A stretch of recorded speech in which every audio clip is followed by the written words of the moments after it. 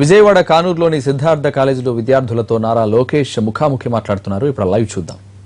ముఖ్యమంత్రి గారు పద్ధతి ప్రకారం అన్ని జిల్లాలకి ఉద్యోగాల ఉపాధి కల్పించడానికి ప్రయత్నిస్తున్నారు. వాస్తవంగా 100% మేము సక్సెస్ అయ్యామని కూడా అనట్లేదు, కానీ టార్గెట్ క్లియర్గా ఉంది. ప్రయాణం ప్రారంభించాం. ప్రయాణం ఎలాంటి ఇబ్బంది ఉండదు. రాబోయే రోజుల్లో మీరు చూస్తారు. ఇంజనీరింగ్ ఫస్ట్ సెకండ్ ఇయర్, మీరు ఇంకా 2 సంవత్సరాలు మీకు టైం ఉంది. తప్పనిసరిగా మీరు గ్రాడ్యుయేట్ అయ్యే టైంకి ఉద్యోగాల ఉపాధి తప్పనిసరిగా తెలుగుదేశం పార్టీ అందిస్తుంది. ఎలాంటి సందేహం అవసరం లేదు.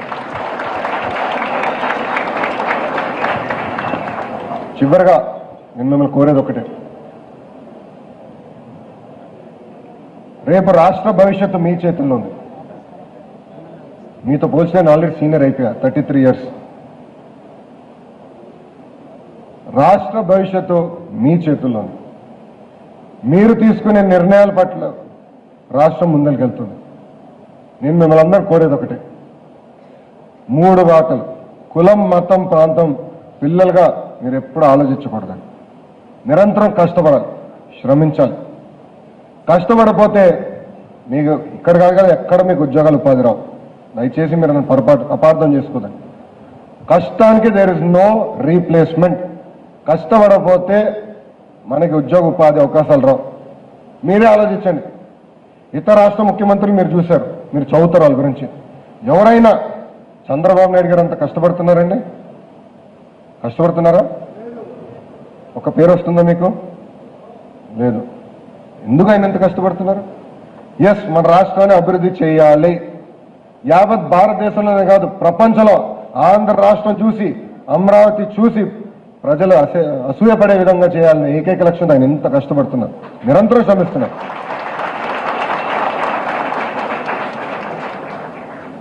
నేను చివరిగా అదే కోరుతున్నాను, కష్టపడాలి.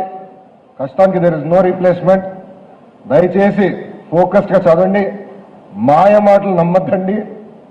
ఎందుకంటే మీ ముందర ఉన్న ఒక వ్యక్తి ఉన్నారు, అనుభవం ఉన్న వ్యక్తి ఉన్నారు, నిరంతరం కష్టపడే వ్యక్తి ఉన్నారు, వాస్తవాలు చెప్పే వ్యక్తి ఉన్నారు, అభివృద్ధి చేసే వ్యక్తి ఉన్నారు.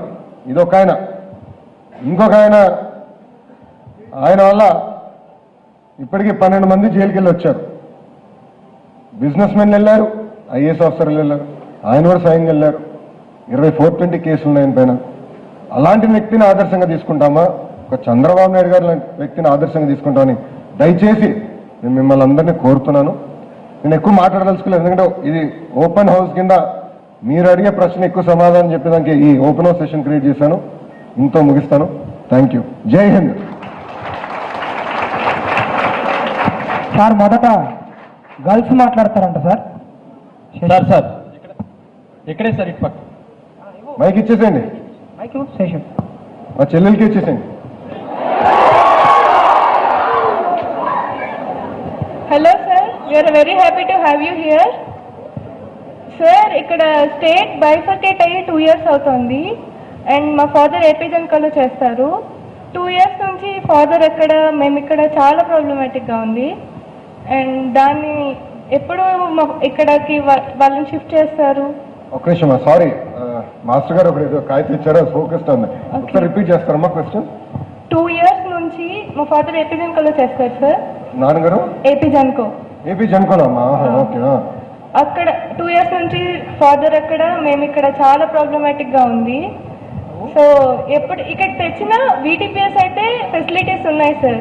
అదే ఆర్టీపీపీ కానీ ఇంకెక్కడైనా సరే ఎడ్యుకేషన్ సంబంధించి కానీ హాస్పిటాలిటీ కానీ ఏమీ అంత మంచిగా లేదు.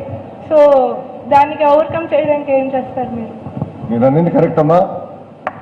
పరిపాలన గత 4 దశాబ్దాల నుంచి తెలంగాణ నుంచి చేస్తున్నాం ఆంధ్ర రాష్ట్రానికి. ఇప్పుడు మార్చుకుంటున్నాం. ఇంకా ఎంప్లాయీస్ కొంతమంది రెసిడ్యూల్ వచ్చేది ఉంది. పోస్టింగ్లు అంటారా, అది గవర్నమెంట్ నిర్ణయం, నేను కమిట్ చేయలేను. కానీ it is a great sacrifice. ఎందుకు మీ అందరికి చెప్తున్నానంటే, నేను వారానికి 5 రోజులు ఇక్కడ ఉంటున్నా, 2 రోజులు హైదరాబాద్కి వెళ్తున్నా. నాకు 18 నెలల అబ్బాయి ఉన్నాడు. వెళ్ళకపోతే నన్ను మర్చిపోతాడని భయం. ఇంకా నెల అయిపోతే నాన్న ఎవరంటే బాధ ఉంటుంది కదా ఏనానికైనా. అందుకే నేను రిలీజియస్గా ఎంత పనున్నా 2 రోజులు హైదరాబాద్కి వెళ్ళాల్సింది, ఎందుకంటే మా అబ్బాయిని చూడాలి. ఎందుకు? చదువు అక్కడ ఉంది, హెరిటేజ్ కార్పొరేట్ ఆఫీస్ అక్కడ ఉంది.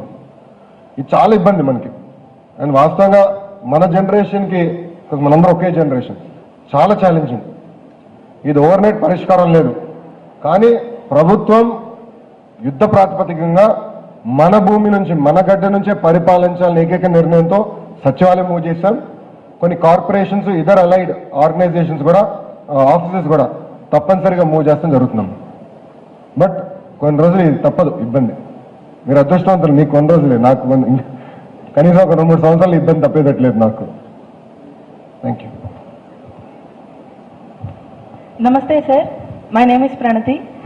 మీరు ఇండియా అండ్ అమెరికా 2 చోట్ల చదువుకున్నారు కదా, సో అక్కడ ఎడ్యుకేషనల్ సిస్టమ్, ఇక్కడ ఎడ్యుకేషనల్ సిస్టమ్కి మీరు అబ్జర్వ్ చేసిన డిఫరెన్సెస్ ఏంటి? ఇక్కడ నా ఎడ్యుకేషన్ మీద చాలా కాంట్రవర్సీ నడుస్తుంది.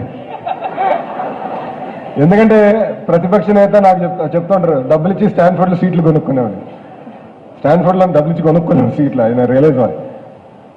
నాకేంటంటే పర్సనలీ నేను ఇండియన్ ఎడ్యుకేషన్ సిస్టంలో ఎప్పుడు సరిగా చేయలేకపోయాను. ఎందుకంటే నేను బట్టి కొట్టలేను, నాకు రాదు. కానీ అమెరికన్ ఎడ్యుకేషన్ సిస్టమ్ వచ్చి అలా మోర్ ఇంట్యూటివ్. అంటే క్లాసుల్లో నేర్పిస్తారు, అప్లికేషన్ మీద ఎక్కువ ఫోకస్ చేస్తారు. దాని పట్ల I was able to succeed.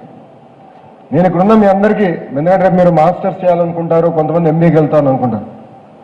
Sky is the limit.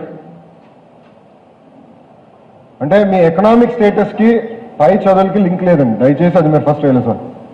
మీరు బాగా చదివితే మీకు ఈజీగా స్కాలర్షిప్స్ వస్తాయి అమెరికాలో. అదేవిధంగా చదువుకునేదానికి అద్భుతమైన అవకాశాలు వస్తాయి.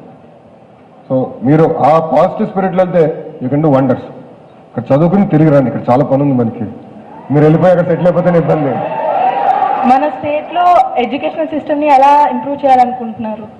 ఎడ్యుకేషన్ సిస్టంలో రిఫార్మ్స్ కావాలమ్మా. 100% we need to bring in reforms. There is no second thought. నేను ఎడ్యుకేషనే కాదు, ఇతర సెక్టర్స్